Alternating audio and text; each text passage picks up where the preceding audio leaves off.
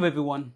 Welcome to the Concern Podcast, where we unpack political, social, economic, and cultural stories shaping our world. I'm Emmanuel Taban. Now, last week, the President of the Republic of South Sudan, Salva Kiir Mayardit, removed cabinet ministers that are so much associated or aligned to the detained first Vice President, Dr. Machar, or cabinet ministers who are strong supporters and members of the SPLA-IO, the South Sudan People Liberation Movement, in opposition. President Kiir removed them and he replaced them with members of the SPLA-IO that are loyal to the peace-building minister, Stephen Parr Qual. Stephen Parr broke away from the main SPLA-IO political party in April when the incident in Nasir happened and when Machar was put in detention. He broke away and he formed his own SPLA-IO function, which is completely different from the one of Riek Machar. And last week, President Salva Kiir removed members of the cabinet that are loyal to the first Vice President, Riek Machar, and he replaced them with loyalists of Stephen Parr. And that would communicate a very strong message. The message that the president communicated during that decree is that the only legitimate SPLM-IO function that he recognizes is the one of Stephen Parr. As if it is not enough, just this week, reports are coming out that President Salva Kiir Mayardit has removed 11 members of parliament that are aligned to the SPLM-IO mainstream and who are strong supporters and loyalists of first Vice President Riek Machar. And just like what he did with the cabinet reshuffle, where he removed members or ministers that are aligned to the SPLM-IO mainstream, with the National Assembly or with the members of parliament, he did the same. He removed these members of parliament, 11 of them, that belongs to the SPLM-IO and who are strong supporters of Machar. And again, he replaced them with Stephen Parr's loyalists. Again, sending another communication that indeed he recognized Stephen Parr and his SPLM-IO function as the legitimate one. Now, according to the peace agreement, we all know how this peace agreement came to be. In 2018, when it was signed, the major principles to the peace agreement were Machar and President Kiir. I know there were other principles that belongs to the former detainees, the South Sudan Opposition Alliance, other political parties. But the major principles, the signatories to this peace agreement were Machar and President Kiir. And therefore, if we want to see the peace agreement implemented fully, then it has to include the people that were the primary signatories to it. Last week I made a video that there seems to be a deliberate move by the regime to take the country back to war. And that these decisions are mainly done by the president. And I argue that the president might not be so much, having the knowledge that he's actually taking the country back to war, but the decisions that he makes every single time poses the country at the risk of going back to full-scale war. And in my last video, I mentioned some of the decisions that the president has taken that might risk the country getting back to war. And I mentioned some of these decisions. The detention of Vice President Machar, making the trial complicated and making it going like not ending. the issues of replacing members of parliament, ministers, and top members of the SPLMIO without Machar's consent, without their consent, yet they are the major signatory to the agreement. And last week again, the president came out and said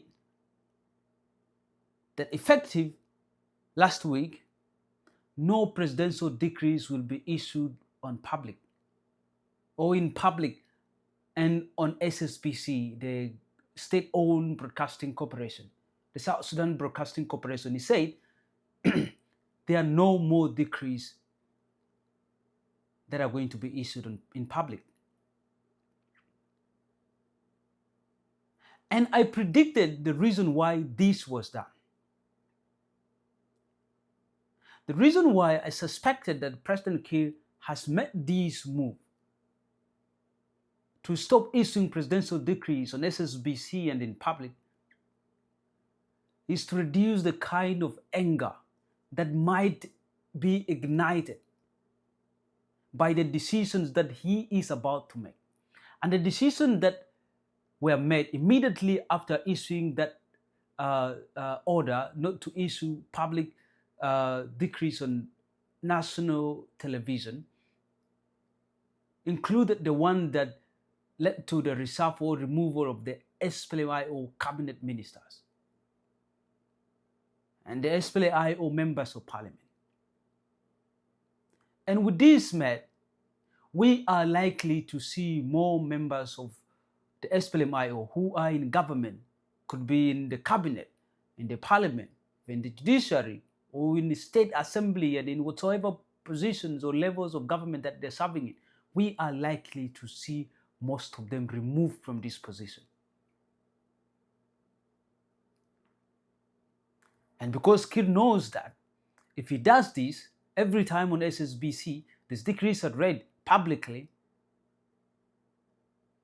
it will so fast create anger in the hearts of many people, especially those who are supporters of Vice President Riek Machar. When these people see that members of the SPLM-IO are being removed every single time, every single day, obviously they will grow angry. They will get very angry. And the dissatisfaction in them might lead into something different. And to minimize that, the president made it that presidential decrees are not to be issued on a national television. And that was the intention. Very clear. And just like I said, we are likely to see more and more members of SPLM-IO removed from their position. In the cabinet, in the parliament, both in the national and council of states, or maybe those serving in the parastatals and even in state levels, we are likely to see this happen. And majority of them are going to be replaced by loyalists of Stephen Parr. But I've also given the danger of this. Anyone could easily see the danger of such moves done by the president. Replacing Machar's loyalist, people that are supposed to be there in the government, according to the peace agreement, replace them will create so much anger. In the next few days, the only thing that we should be sure of to happen across the country is the escalation of conflict. We have seen it happen in Upper Nile. We have seen it happen in Jonglei. We are only going to see these incidents getting more frequent and often. And the more President Kiir removes Machar's loyalists, the more possibility he creates for the country to go back to war. It is obvious. So this is my take about what the president has done regarding the removal of members of parliament on top of the ministers that were removed who are strong supporters and allies of detained first Vice President Riek Machar. And as I said, that this is a dangerous move. Thank you. Before we close today's episode, here's a quick message from our sponsor, oneit.co. If you've been planning to build a website but the cost has been holding you back, oneit.co makes it affordable and stress-free this time around. Whether you are an individual, a non-profit organization, or a business, oneit.co designs professional websites starting from as cheap as $250. Individuals can actually launch with a starter website of up to 7 pages and a free email, or choose an advanced option with unlimited pages, a professional portfolio, and branding support. For non-profit organizations, they can select flexible packages from basic websites to premium solutions with e-commerce features and ongoing support. And for business companies, oneit.co delivers company-ready website with hosting, staff training, and multi-link options and online stores. And the best part of it is actually that you can build your dream website within your budget. oneit.co is an affordable, accessible, and professional partner. And to get started, you can actually visit oneit.co or email them at info@oneit.co, or you can get in touch with them through their WhatsApp number at +1 226 504 3322. oneit.co, proudly affiliated with Jobs to Apply. And if you're wondering of what I'm talking about, here are some samples of website created by oneit.co. You can see them right here.